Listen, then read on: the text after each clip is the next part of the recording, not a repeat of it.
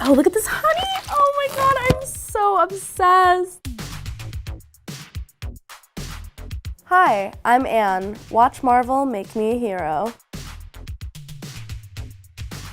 Hi, I'm Anne. I'm a costume designer and I'm a performer. I've always loved fashion. Just like the whole history of fashion is very important to me. The way you are able to present yourself based on what you're wearing, I think, is a very powerful thing.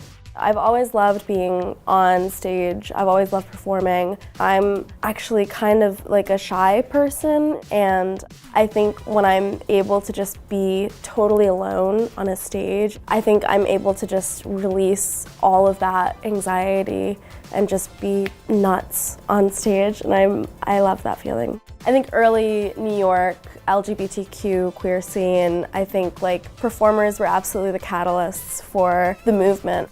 It's very fulfilling to just be part of a scene that has so much absolute legacy. My first memory of Marvel was when my mom took me to see X2 and I fell in love with Nightcrawler. What drew me to specifically Nightcrawler was his otherness. He was like constantly blue. He was constantly kind of this like weird kind of character that was crawling around. And I think X-Men characters specifically kind of represent the otherness that we all feel, and it's powerful to be the other in this case, and I love that. After I saw X2, I definitely became an X-Men nerd. I read comics, I waited for all the movies, I looked up everybody who wrote in all the comics. I was very obsessed. I was a pretty young kid when that came out, and I think it was at that point where I was kind of realizing my own self of who I was, and I was like, oh, I'm a little gay kid.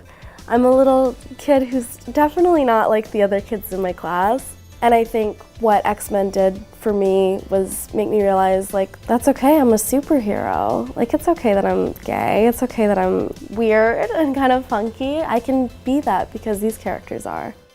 The first thing I thought of when I was given this opportunity to create my own superhero was the name of the superhero, The Ultimate Viscous. I was coming up with the idea of the superhero because I was thinking about how it would be great if we could just all change our bodies at will, kind of like a liquid. And we had like an exoskeleton that we could take off and just like mold ourselves. So the Ultimate Viscous can solidify or liquefy at will. Let's say the Ultimate Viscous is in a battle and they want to just liquefy their arm and mold it into a bow and arrow, shoot their own arm at somebody else and have it fling right back. Boomerang, bow and arrow, all in one. The Ultimate Viscous is kind of like a honey-colored, see-through creature, and they can mold their costume and their outfit however they want. I'm a costume designer, and I think it would be awesome for me to just imagine a costume instead of just sitting there and hand sewing everything. I love for my hero to be genderqueer because when you are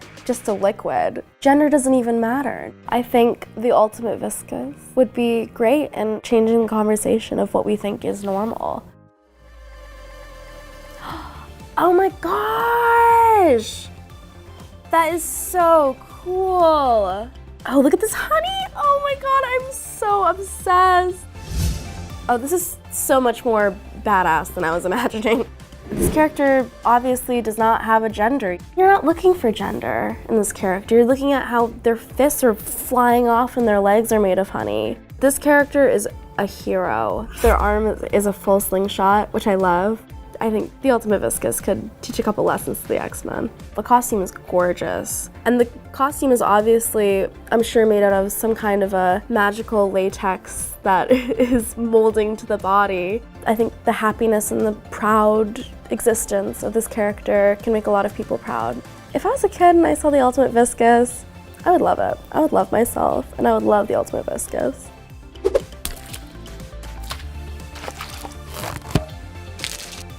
Thanks, Marvel, for making me a hero.